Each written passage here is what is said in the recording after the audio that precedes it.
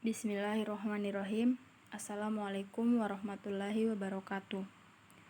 Baik, saya atas nama Nur Azmi Pelvianisari, mahasiswi Institut Agama Islam Negeri Kendari, Program Studi Tadris Fisika semester 5.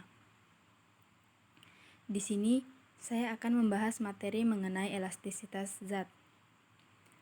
Sebelum kita mempelajari tentang elastisitas itu sendiri, apa itu elastisitas?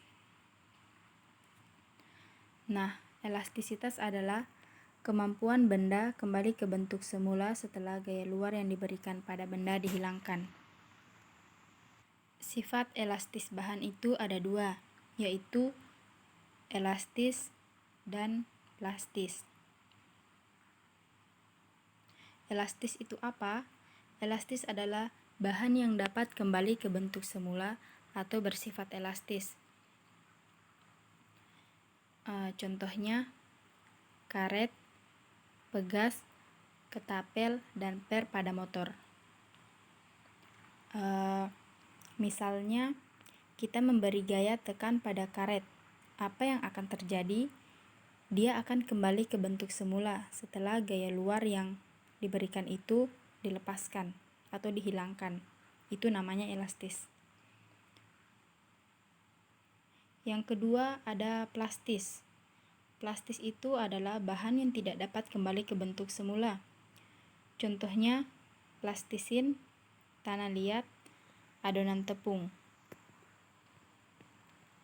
Nah, sebelumnya itu sifat elastis benda. Benda itu mempunyai batas elastis sendiri, di mana apabila gaya yang diberikan itu kurang dari batas elastisitasnya, maka benda dapat kembali ke bentuk semula, dan sebaliknya, apabila gaya lebih dari batas elastisitasnya, maka tidak dapat kembali ke bentuk semula. Selanjutnya, coba perhatikan gambar-gambar yang ada di bawah ini. Nah, apa itu? Ini itu sering digunakan untuk mainan anak-anak. Ini adalah plastisin. Nah, ini termasuk elastis atau plastis? Ya, plastis ya, karena tidak dapat kembali ke bentuk semula.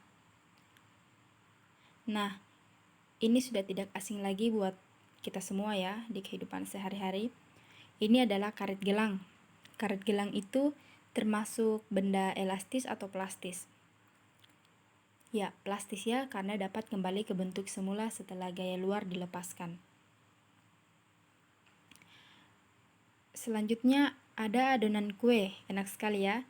Ini elastis atau plastis? Ya, plastis ya, karena tidak dapat kembali ke bentuk semula. Ini ketapel ya. Ketapel itu termasuk benda elastis atau plastis? Ya, elastis ya, karena dapat kembali ke bentuk semula. Yang terakhir, ada per pada ayunan bayi. Ini termasuk benda yang elastis atau plastis?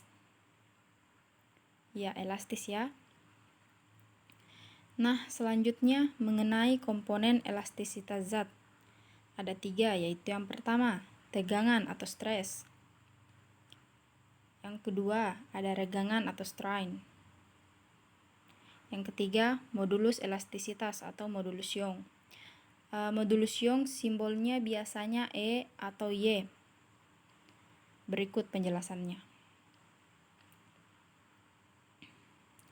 Yang pertama, tegangan. Apa itu?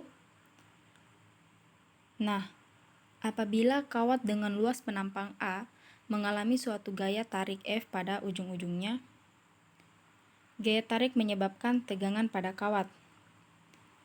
Gaya tarik ini menyebabkan tegangan pada kawat, di mana tegangan simbolnya sigma sama dengan F per A.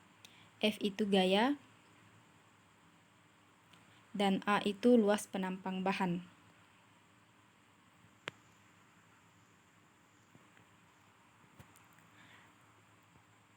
Selanjutnya, regangan, mengenai regangan atau simbolnya E, di mana regangan ini akibat gaya tarik yang dikerjakan sehingga panjang kawat semula L0 menjadi delta L.